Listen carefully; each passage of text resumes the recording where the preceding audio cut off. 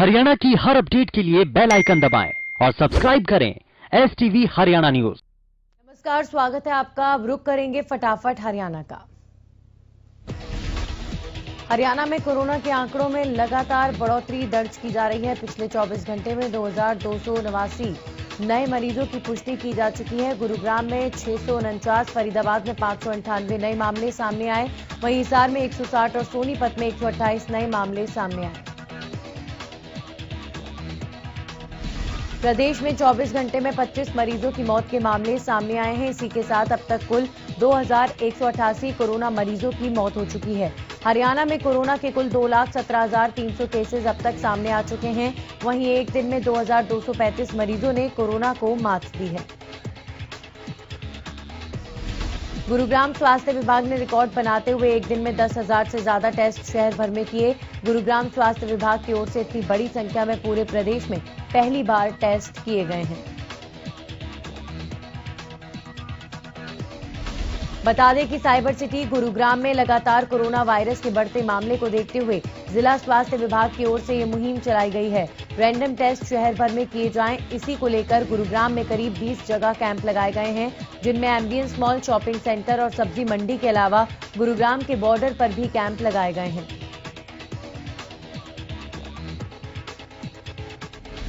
गुरुग्राम के सीएमओ बीरेंद्र यादव ने बताया, इससे पहले पूरे हरियाणा में दीपावली के दिन सभी जिलों से टेस्ट की संख्या को मिलाकर 10,000 के आंकड़े को पूरा किया गया था, लेकिन गुरुग्राम स्वास्थ्य विभाग की ओर से एक दिन में 10,000 कोरोना टेस्ट करने का ये नया रिकॉर्ड है।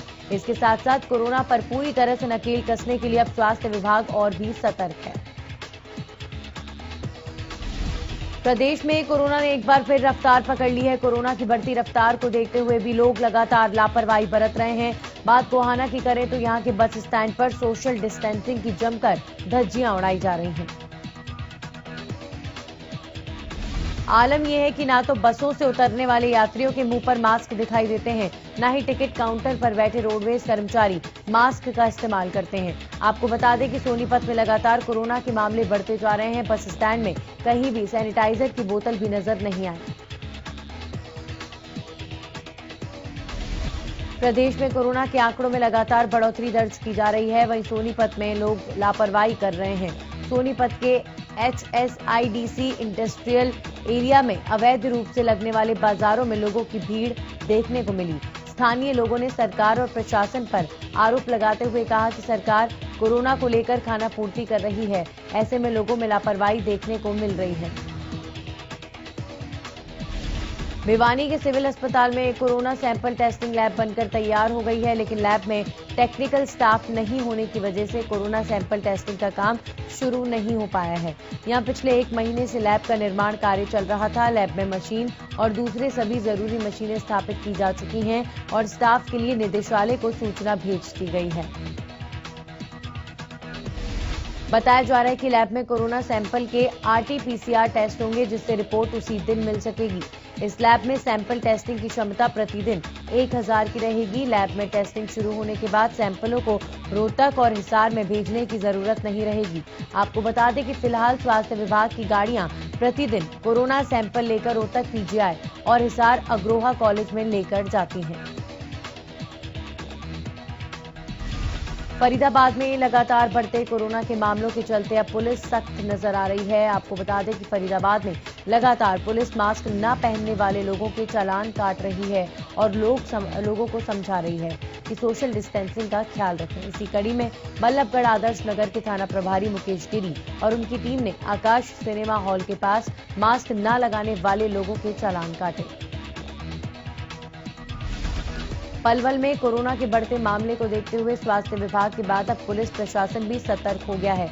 पुलिस ने बिना मास्क के घूमने वाले वाहन चालकों के चालान काटने शुरू कर दिए हैं।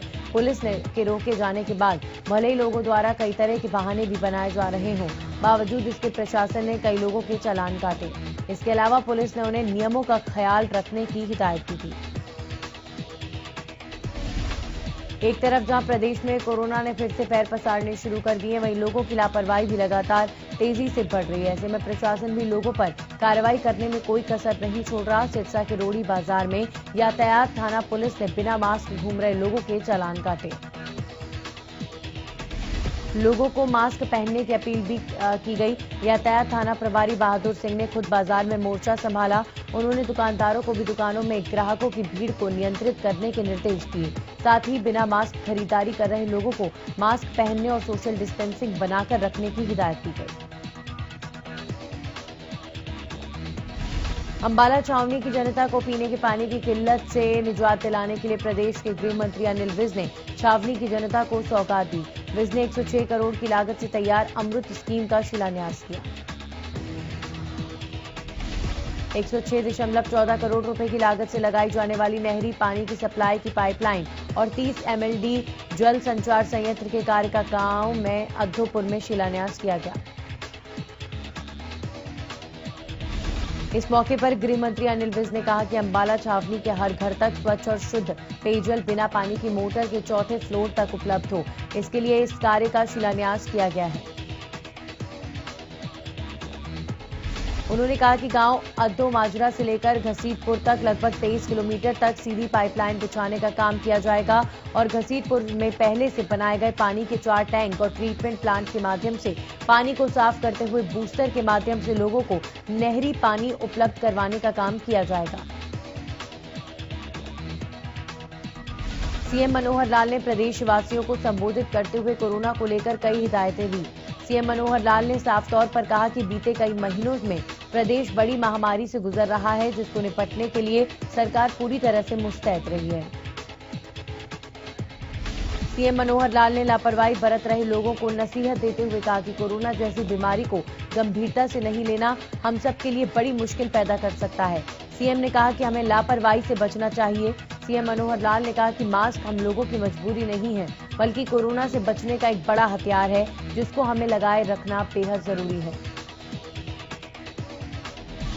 प्रदेश में 30 नवंबर तक सभी सरकारी और प्राइवेट स्कूलों के बंद करने के आदेश की जानकारी देते हुए सीएम ने बताया कि बच्चों की पढ़ाई प्रभावित ना हो, इसको लेकर सरकार ने फैसला लिया था, जिसके बाद स्कूल खोले गए थे, लेकिन स्कूलों में बढ़ते मामलों को लेकर फिर से इन्हें बंद करने का फैसला लिया गया है। कृषि कानूनों पर बोलते हुए सीएम ने फिर से विपक्षी दलों पर निशाना साधा और कहा कि तीनों कानून किसानों को उनका हक देने के लिए बनाए गए हैं, न कि उन्हें परेशान करने के लिए, लेकिन विपक्षी दल किसानों को बरगलाने से बाज नहीं आ रहे हैं।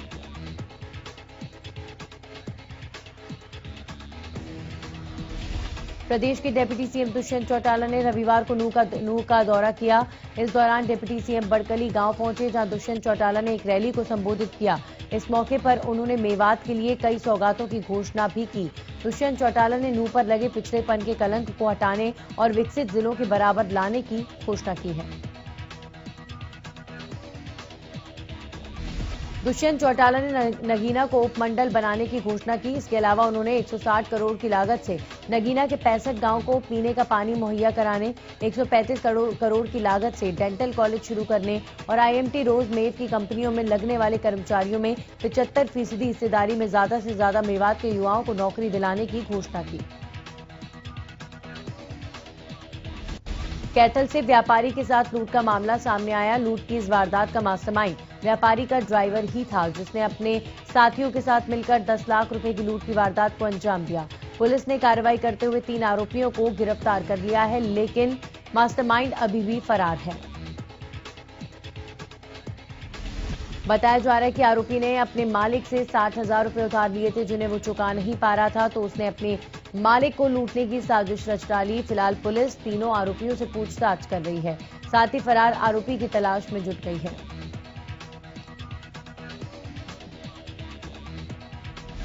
बल्लभगढ़ में प्राइवेट स्कूल एसोसिएशन ने कैबिनेट मंत्री मूलचंद शर्मा को ज्ञापन सौंपा।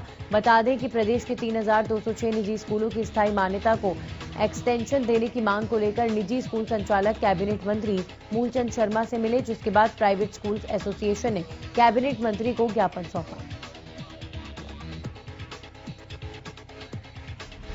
वहीं मामले में मूलचंद शर्मा ने जल्द समाधान का आश्वासन दिया। एसोसिएशन के प्रधान चंद्रसेन शर्मा की माने तो पिछले साल एक्सटेंशन मिल गई थी, लेकिन अब लाखों बच्चे एक्सटेंशन न मिलने की वजह से अधर में लटके हुए हैं। उन्होंने बताया कि उनकी ओर से कैबिनेट मंत्री मूलचंद शर्मा से मदद की गुहार लगाई गई है। सिरसा में पराली जलाने के 240 मामले सामने आ चुके हैं। वहीं अब तक 208 मामले में लगभग 5,42,000 का किसानों पर जुर्माना लगाया जा चुका है। कृषि उपनिदेशक डॉक्टर बाबूलाल ने बताया कि जिले में 32 मामले अभी पेंडिंग हैं, जिन पर जल्द कार्रवाई की जाएगी।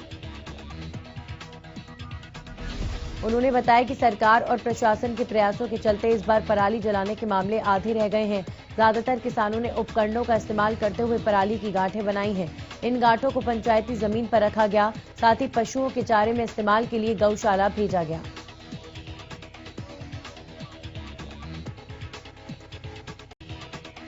फतेहाबाद में रोडवेज कर्मचारियों ने 26 नवंबर को होने वाली हड़ताल को लेकर बस स्टैंड पर गेट मीटिंग की। इस मीटिंग में चर्चा की गई कि 26 नवंबर को होने वाली हड़ताल को कैसे सफल बनाया जाए। इस मीटिंग में सभी रोडवेज कर्मचारी शामिल हुए।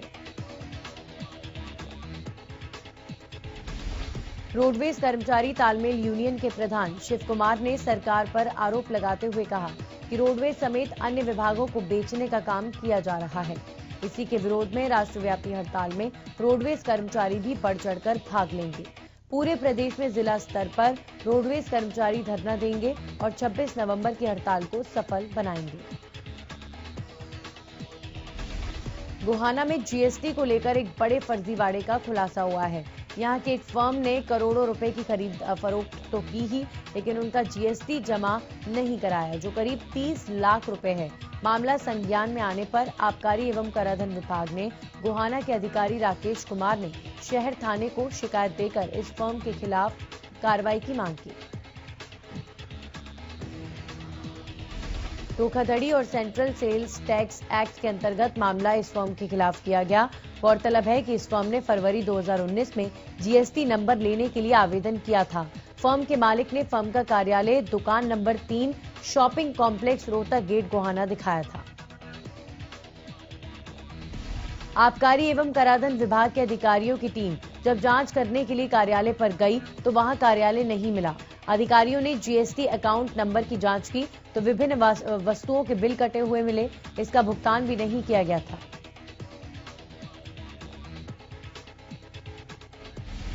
रादौर के गांव दामला के पास रोडवेज बस में एक यात्री की हार्ट अटैक के कारण मौत हो गई। मृतक की पहचान करनाल के सेक्टर 6 निवासी खरेती लाल के रूप में हुई है। फिलहाल पुलिस ने परिजनों को मामले की सूचना के बाद शव को कब्जे में लेकर आगामी कार्रवाई शुरू की है। यमुनानगर में पुलिस ने गुप्त सूचना के आधार पर ओम राइस मिल जगाधरी से 5 ट्रकों और शिव शंकर राइस मिल पावनी रोड से चावल से भरे 2 ट्रक पकड़े हैं। इनमें से 6 ट्रक बिहार के अलग अलग जिलों से हैं। एक ट्रक उत्तर प्रदेश के अयोध्या से लाया गया। एक राइस मिल में ट्रक का माल उतर चुका था। बताया जा रहा है कि बिहार और उत्तर प्रदेश से सस्ता चावल खरीदकर उक्त राइस मिलों में लाया जाएगा, जिसके बाद पुलिस टीमों का गठन किया गया। जैसे ही चावल से भरे ट्रक राइस मिलों के बाहर पहुंचे, पुलिस ने उन्हें अपने कब्जे में ले लिया। डीएफएससी विभाग के मुताबिक ओम राइस मिल जगाधरी को खाद्य एवं आपूर्ति नियंत्रक ने कुटाई के लिए 31,954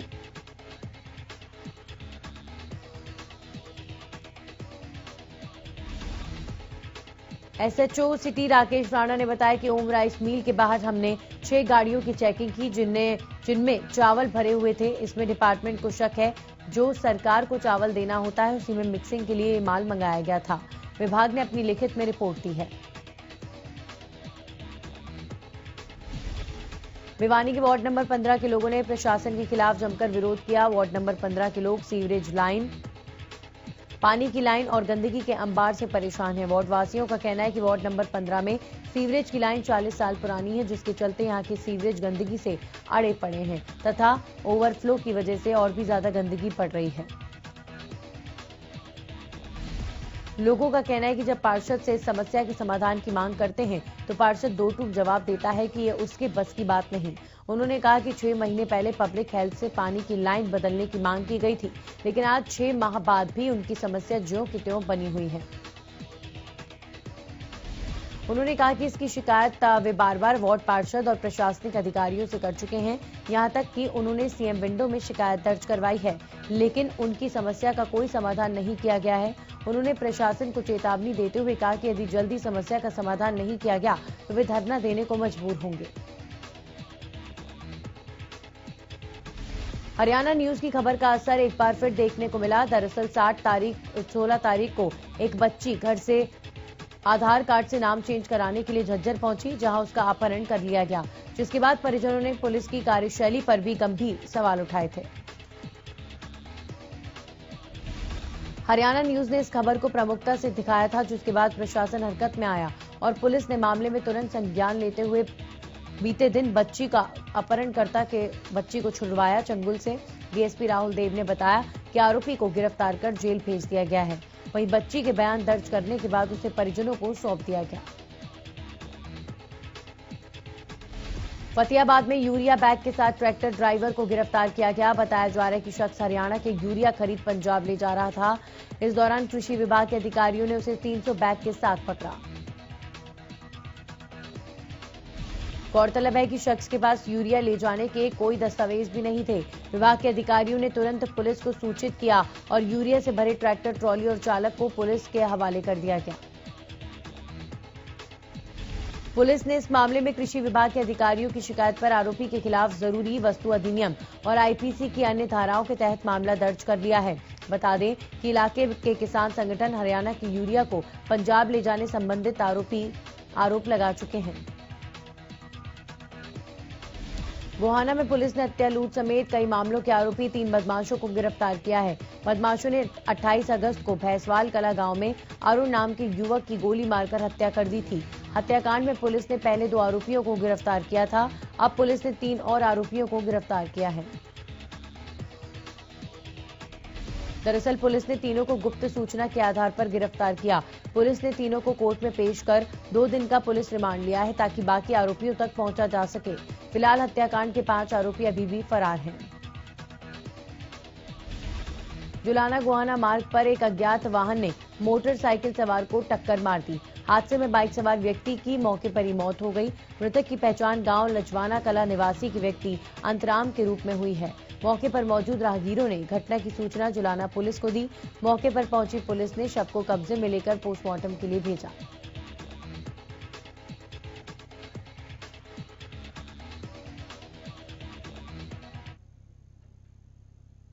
और इसी के साथ फटाफट हरियाणा में इतना ही।